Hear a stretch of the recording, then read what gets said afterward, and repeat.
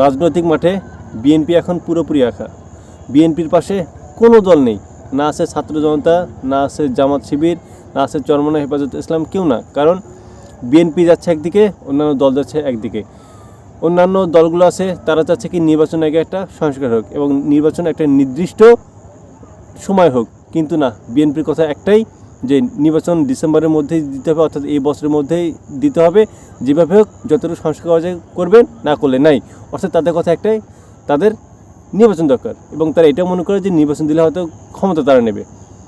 BNP চাচ্ছে যে সংখ্যানুপাতিক নির্বাচন হবে না, অর্থাৎ যে জিতবে সেই নির্বাচিত হবে, কোনো সংখ্যানুপাতিক নির্বাচন না।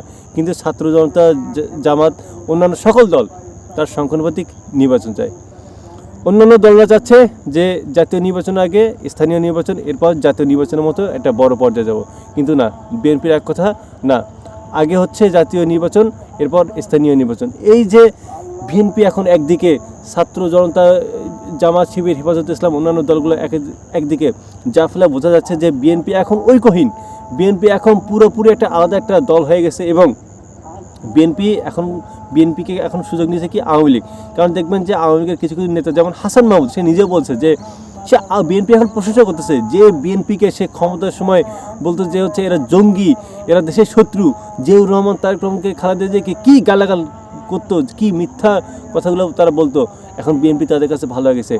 যখনই ভারত অথবা এই আওয়ামী লীগ যাদের প্রশংসা শুনবে, তখনই মনে করবে যে তারা এই দেশটা ভুল পথে আছে। যখন তারা সমালোচনা করবে, মনে হবে যে দেশটা সঠিক পথে আছে। তারা যেহেতু বিএনপির প্রশংসা করতেছে, তার মানে বিএনপি আসলেই ভুল পথে আছে, যেটা আমাদের দেশের জন্য একটা হুমকি স্বরূপ। কারণ বিএনপি বাংলাদেশের অন্যতম একটা রাজনৈতিক এবং শক্তিশালী একটা দল।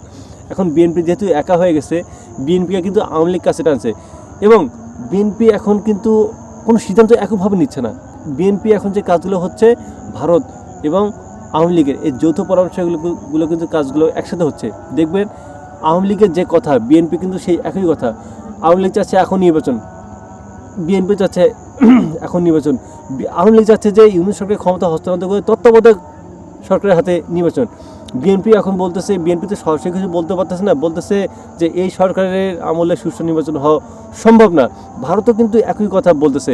ভারতও বলতেছে যে এই সরকার, নির্বাচিত সরকার ছাড়া দেশ স্থিতিশীল হবে না। তার মানে বোঝা যাচ্ছে যে ভারত, আওয়ামী লীগ, বিএনপি তিনটে একই সূত্র কথা এবং তারা দেশকে অস্থিতিশীল করতেছে শুধুমাত্র ক্ষমতার জন্য, শুধুমাত্র নির্বাচন দেওয়ার জন্য। এবং আমি ইনশিওর করে বলতেছি যে ভারত চেষ্টা চালাচ্ছে যে বিএনপিকে নির্বাচন করার জন্য বা বিএনপিকে নির্বাচিত করার জন্য।